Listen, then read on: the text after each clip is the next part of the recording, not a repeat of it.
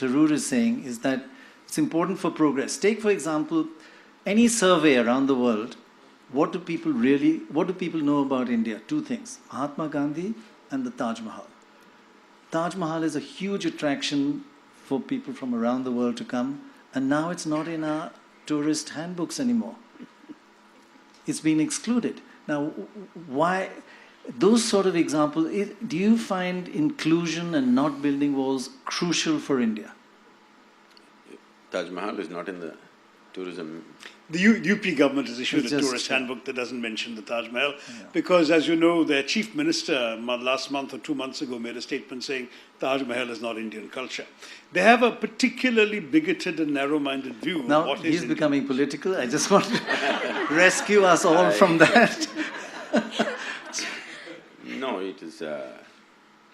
it doesn't matter who built it, whether you like the people who built it or not.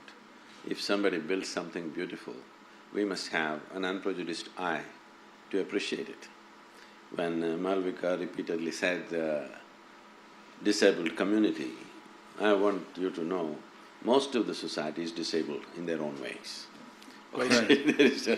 It's not because you lost a hand or leg you become disabled. People are disabled. They tend to disable themselves in so many ways.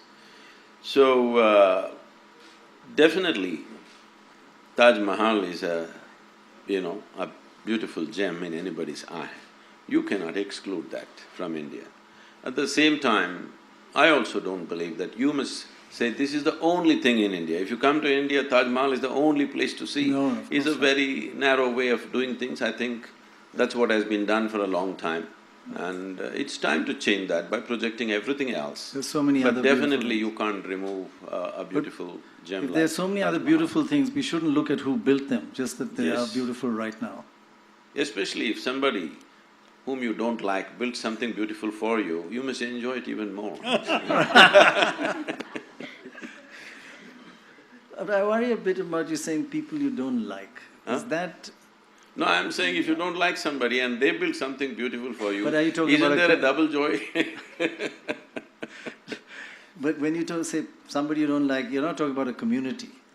No, I'm talking about I'm an not individual. I'm saying I mean, I did not know that Taj Mahal is pulled out of the tourism thing. I really did not know that.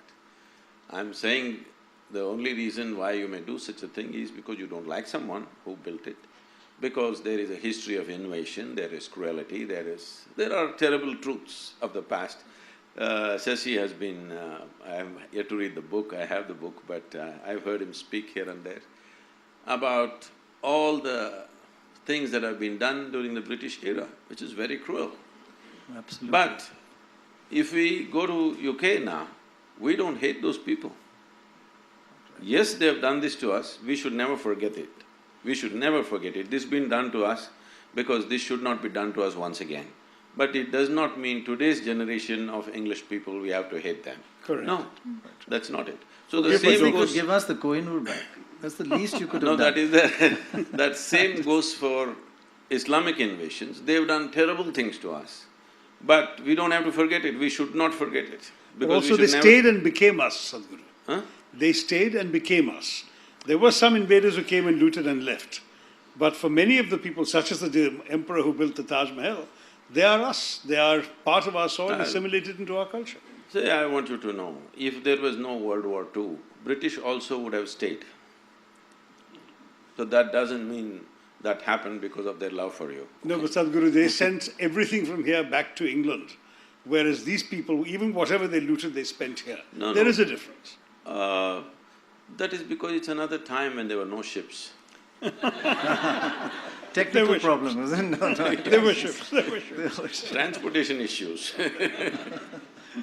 And besides, they had a land route back home to the Ferghana Valley, they didn't use it. It's not easy to go. But you say, whether they did or not, one should not hate them now and should not build walls around them now. Is that your message? See, what I'm saying is, historically many ugly things have been done by different people. Quite right. Ugly things that have happened to us as a nation, we must remember. Ugly things we've done to ourselves also. That also is there, that's another aspect. Right. What others have done to us, we must remember, but we should not become bitter because this bitterness will destroy us.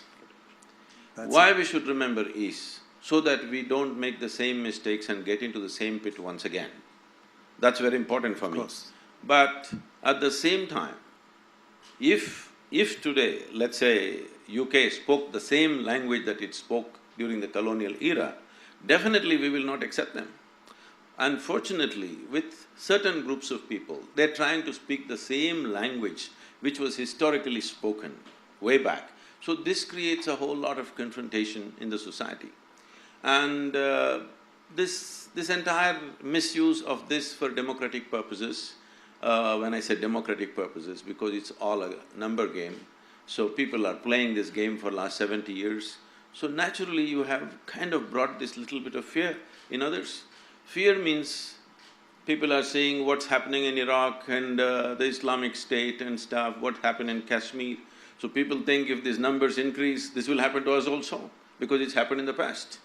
So I feel if one thing stops, I think this entire little bit of heat going on between communities will die, that is, you don't try to change the dynamics of demographics.